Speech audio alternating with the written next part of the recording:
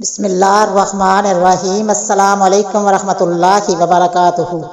حضرت سلیمان نے اپنے درباریوں کو جمع کیا اور ان سے فرمایا کہ تمہاری جماعت میں کون سا ایسا شخص ہے جو بلقیس کا تخت اس سے پہلے کہ وہ اپنی جماعت سمیت میرے پاس آ کر دائرہ اسلام میں داخل ہو جائے یہاں لے آؤ، کیونکہ صلح کے بعد اس کا تخت مجھے لینا حلال نہیں ہے۔ یہ سن کر دربار میں موجود ایک جن نے کہا کہ میں اتنی وقت میں جب کہ آپ اٹھ بھی نہ پائیں گے بلقیس کا تخت یہاں لا کر حاضر کر دوں گا۔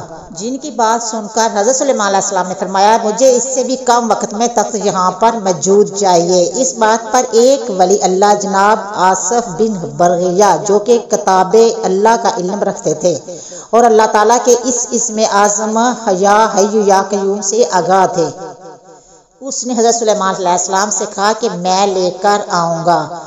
حضرت سلیمان علیہ السلام نے کہا کہ آپ نے ضرور لے کر آنا ہے، یہ نہ ہو کہ مجھے درباریوں کے سامنے شرمندہ ہونا پڑے، کیونکہ میں جن و انس دونوں کا سردار ہوں۔ یہ بات سن کر آصف بن برغیہ اٹھے اور وضو کر کے اللہ تعالیٰ کے حضور سجدے میں گر گئے اور اسم اعظم پڑھ کر دعا مانگی۔ جیسے ہی دعا مانگی ملکہ بلقیس کا تخت یکدم حضرت سلیمان علیہ السلام کی کرسی کے پاس موجود ہوا۔ کچھ مدت گزرنے کے بعد حضرت سلیمان علیہ السلام نے حضرت آصف بن برغیہ سے وہ ملکہ بلقیس کو لانے کا بھی حکم دیا، تو حضرت آصف بن برغیہ اللہ تعالیٰ کی حضور سجدہ ریز ہوئے اور اسم اعظم یا حی یا قیوم پڑھ کر بارگاہ الہی میں دعا مانگی، اور دعا مانگتے ہی ملکہ بلقیس سامنے موجود ہوئی۔ حضرت عائشہ صدیقہ رضی اللہ تعالیٰ عنہا سے روایت ہے کہ آصف بن برغیہ نے جو دعا مانگی تھی وہ یا حی یا قیوم کے وسیلے سے مانگی تھی۔ اگر کسی کو کوئی صدمہ پہنچا ہو یا غم کلب دور نہ ہوتا ہوا ہو تو ان کو چاہیے کہ حضور صلی اللہ علیہ وسلم نے بھی فرمایا ہے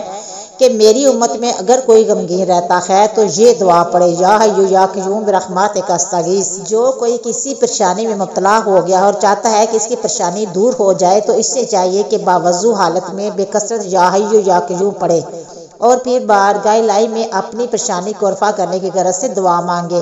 انشاءاللہ تعالیٰ اس کی ہر طرح کی پریشانی اور غم دور ہو جائے گا۔ حضور صلی اللہ علیہ وسلم کو جب کوئی غم پہنچتا تو آپ صلی اللہ علیہ وسلم اپنا سر مبارک آسمان کی طرف اٹھاتے اور فرماتے سبحان اللہ العظیم، اور جب دعا میں کوشش کرتے تو فرماتے یا حی یا قیوم۔